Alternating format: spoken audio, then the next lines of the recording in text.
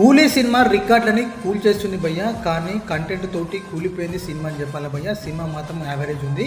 సినిమాలో ప్లస్లు మైనస్ చూసుకుంటే భయ్య నిజంగా అనిరుద్ధి మ్యూజిక్, బ్యాక్గ్రౌండ్ స్కోర్ వేరే లెవెల్ ఉందని చెప్పొచ్చు. అండ్ స్క్రీన్ ప్లే మాత్రం ఎక్సలెంట్ ఉంది. స్టోరీ లైన్ మాత్రం ఓల్డ్ స్టోరీ లైన్ లాగా అనిపిస్తుంది.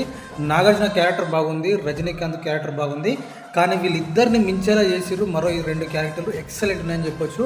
అదే షౌబిన్ పాత్ర ఎక్సలెంట్ చేసింది భయ్య. నిజంగా సినిమా స్టార్టింగ్ నుంచి ఎండ్ వరకు ఖతర్నాక్ పర్ఫార్మెన్స్ చూస్తారు. ఎక్సలెంట్ యాక్టింగ్ అని చెప్పాలి. కిర్రాక్ పర్ఫార్మెన్స్ చూపించిండు Soubin boy. And next lady getup భయ్య అదుర్స్ ఉంటుంది సినిమాలో. నిజంగా రచిత రాము ఖతర్నాక్ ఉంది భయ్య.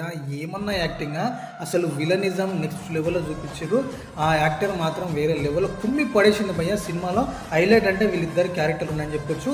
ఇక వేస్ట్ క్యారెక్టర్లు పెట్టిరంటే అది Upendra character and American character అని చెప్పొచ్చు భయ్య.